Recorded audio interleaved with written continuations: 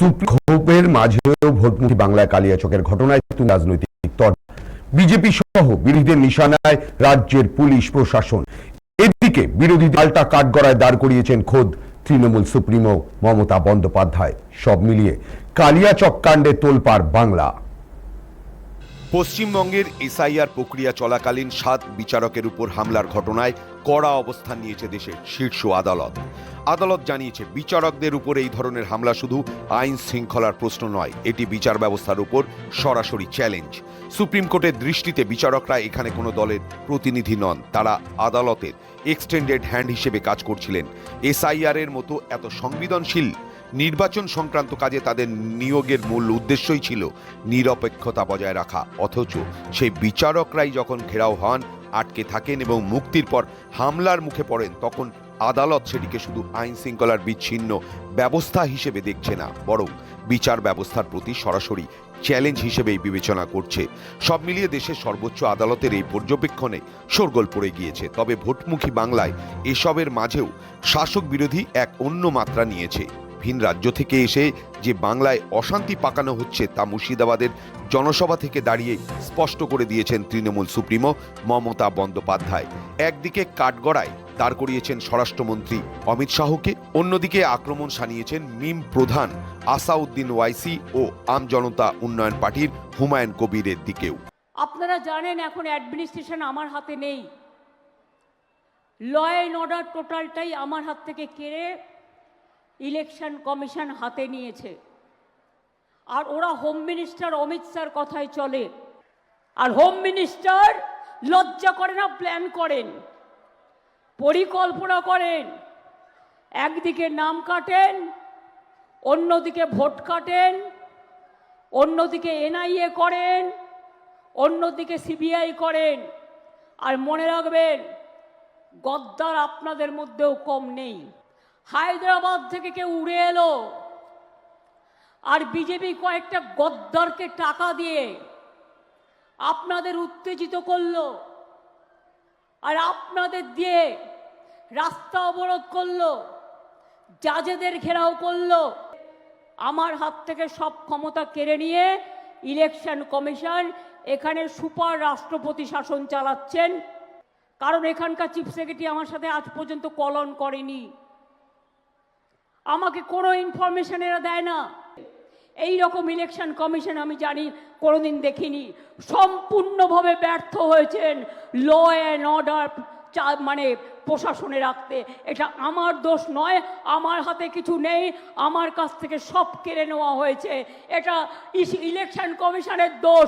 যদিও বিরোধীদের অভিযোগ, মুখ্যমন্ত্রী মমতা বন্দ্যোপাধ্যায়ের লাগাতার উস্কানি এবং তোষণের রাজনীতির কারণেই রাজ্যের সাধারণ মানুষ আইন নিজের হাতে তুলে নিতে ভয় পাচ্ছে না। এমনকি খোদ বিচার বিভাগীয় স্তরের আধিকারিকদের উপরেও হামলা চালাতে পিছপা হচ্ছে না দুষ্কৃতীরা। বিজেপির প্রাক্তন রাজ্য সভাপতি সুকান্ত মজুমদার বলেছেন, বিচারপতিদের খুন করার উদ্দেশ্য ছিল গোটা পরিকল্পনা মমতা বন্দ্যোপাধ্যায়ের।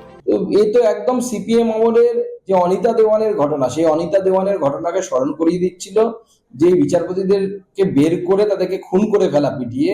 এটাই উদ্দেশ্য ছিল এই হুলিগ্যান্সদের, এই দাঙ্গাকারীদের। এবং আমার মনে হয় নির্বাচন কমিশনকে খুব শক্ত হাতে এর মোকাবিলা করা উচিত। পরিকল্পনা মুখ্যমন্ত্রী চাইছেন যে রাজ্যের কোনো একটি জায়গায় একটু গুলি চলুক, ঠিক শীতলকুচির মতো অবস্থা তৈরি হোক, বিশেষ করে মুসলিম সংখ্যালঘু এলাকায়। তাহলে পরে ওনার ভোটটা কনসলিডেট হবে, যেটা 21 সালে হয়েছিল। মুখ্যমন্ত্রী মুসলিম ভোট নিয়ে চিন্তিত আছেন, কারণ মুসলিমরাও ঠিক করেছে এবার সবাই তৃণমূল কংগ্রেসকে ভোট দেবে না। মুখ্যমন্ত্রী প্ল্যানিং করছেন, মূল কারিগর হচ্ছে তৃণমূলের স্থানীয় নেতা, যারা মমতা বন্দ্যোপাধ্যায়ের বুদ্ধিতে এই সমস্ত দাঙ্গা করছেন। সুকান্ত সুরেই রাজ্য প্রশাসন, বিদায়ী মুখ্যমন্ত্রী মমতা বন্দ্যোপাধ্যায় তথা রাজ্যের শাসক দল তৃণমূলকে কাঠগড়ায় তুলেছেন শুভেন্দু অধিকারী, শ্রমিক ভট্টাচার্য, যিনি নিজের নির্বাচন কেন্দ্রে গত লোকসভা নির্বাচনে হেরেছেন। এই নির্বাচনেও নিজের নির্বাচন কেন্দ্রে তৃণমূল কংগ্রেস তাকে লড়াই করানোর বা লড়াই করার সুযোগ দেওয়ার সাহস দেখাতে পারেননি। এটা ভীষণ অ্যালার্মিং। আমি প্রথমেই ধন্যবাদ দেব কেন্দ্রীয় আধা সামরিক বাহিনীকে, তারা ধৈর্যের পরীক্ষা দিয়েছেন। যখন বিচারপতিরা অভিযানে সামিল হয়েছেন, তাদের উপরে 15 ঘন্টা ধরে যে আক্রমণ চলল তা সম্পূর্ণভাবে সংসদীয় রীতি নীতি শিষ্টাচার যুক্তরাষ্ট্রীয় ব্যবস্থা ভারতীয় সাংবিধানিক মানুষের অধিকার এবং সমস্ত নির্বাচনী প্রক্রিয়াকে আজকে লঙ্ঘন করে ফেলল।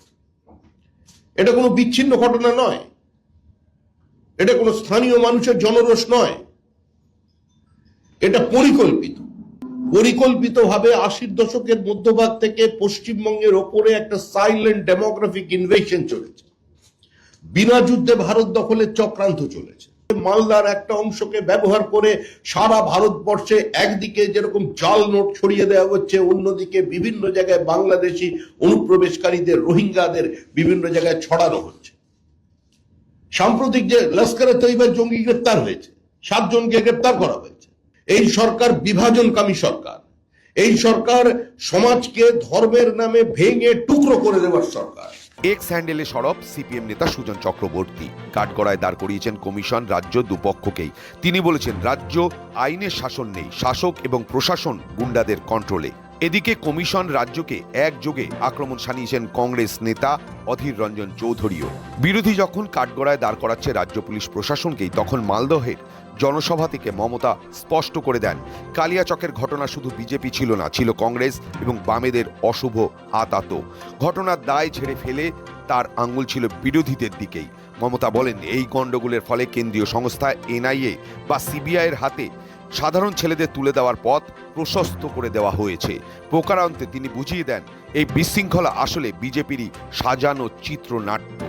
বিজেপির দালাল কিছু দল বিজেপির টাকায় চলে, কেউ বা হায়দ্রাবাদ থেকে উড়ে আসে, বিহারে ভোট কাটারির দল, বিজেপি জেতানোর দল সংখ্যালঘুদের কানে এসে মন্ত্র দেয় যে আমরা তোমাকে সাপোর্ট দেবো, আমি সংখ্যালঘুদের জন্য লড়ছি। সংখ্যালঘুদের জন্য লড়লে যখন পরিযায়ী শ্রমিকরা বাইরে মার খায়, তখন ঠোঁটে কি লুকোপ্লাস্টার লাগিয়ে বসে থাকো? যখন এসআইআরে মানুষের নাম বাদ যায়, তখন কি করো? কাঁচা কলা খাও না বিজেপির পাকা কলা খাও? আর কংগ্রেস দল ভোট আসলে ময়দানে, আর নির্বাচনে লোকসভাতে তোমাদের দুটো সিট, একটা বিজেপি আর একটা কংগ্রেস, ভাগাভাগি করে। ইলেকশনটা ডিক্লেয়ার হয়ে গেছে বলে আমার ক্ষমতা ইলেকশন কমিশন কেড়ে নিয়েছে। বিজেপির কথায় ইলেকশন কমিশন বাংলাটাকে সর্বনাশ করে দিয়েছেন। আর একটা লোক আছে হাদাভোদা, দেশটাকে সর্বনাশের পথে নিয়ে গেছে। একজন নরেন্দ্র মোদী আর একজন অমিত শাহ। এদের কোনো দিন ক্ষমা করবেন না। এরা দাঙ্গা করে মানুষ মেরে ক্ষমতায় এসছে। আর বিজেপির সাকরেত বাংলায় কংগ্রেস সিপিএম দুই দালালকে ক্ষমা করবেন না। এরা হচ্ছে গদাই মাধাই জগাই। আর সাথে আবার হায়দ্রাবাদ থেকে পাগড়ি পরে, পাগড়ি মানে মোগল সম্রাটের পাগড়ি পরেছেন। কত বড় সম্রাট তিনি! বিজেপির টাকায় বিহারে ভোট ভাগ করে বিজেপিকে জিতিয়েছিল, আর এখানেও সর্বনাশের খেলায় নেমেছে। তবে শুধু তৃণমূল সুপ্রিমোই নয়, একে একে সরব হয়েছে শাসক দলের অন্যান্য নেতৃত্বও। অমিত শাহ রাজনৈতিকভাবে বাংলাকে আক্রমণ করার জন্য যে ইস্যু খুঁজছিলেন, সেই ইস্যুটা তৈরি করে দেওয়ার জন্য সুপরিকল্পিতভাবে কালিয়াচকের ঘটনা, মোথাবাড়ির ঘটনা ঘটানো হয়েছে। কিন্তু এখানে একটা প্লট হচ্ছে, ওদের গন্ডগোল চাই, ওদের অস্থিরতা চাই। কাল থেকে আরম্ভ করেছে আইন শৃঙ্খলা। কাদের হাতে আইন শৃঙ্খলা? আপনারা একের পর এক অফিসার সরিয়েছেন, পুলিশ প্রশাসন, মুখ্য সচিব থেকে স্বরাষ্ট্র সচিব, নগরপাল থেকে ডিজি আপনারা সরিয়েছেন। মৃত্যুর মিছিল হয়ে গেছে আতঙ্কে উদ্বেগে। আপনারা প্ররোচনা দিচ্ছেন। আবার আপনাদের কিছু বি টিম, সি টিম আমরা বারবার বলছি, মুখ্যমন্ত্রী বারবার বলেছেন এদের প্ররোচনায় পা দেবেন না। কি লাভ? বিজেপির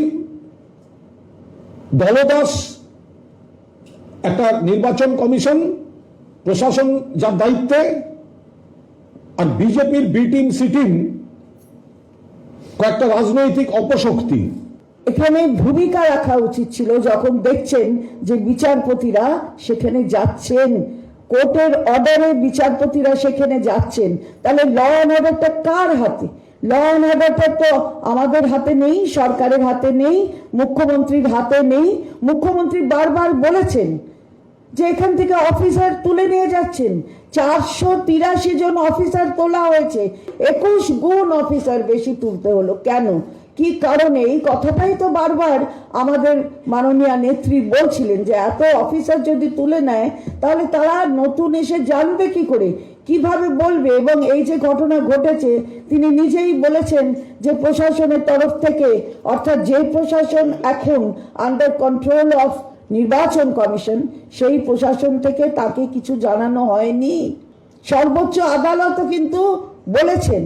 আসলে শাসক দলের বক্তব্য, ভোট ঘোষণার পর বাংলার আইন শৃঙ্খলার দায়িত্ব এখন নির্বাচন কমিশনের কাঁধে।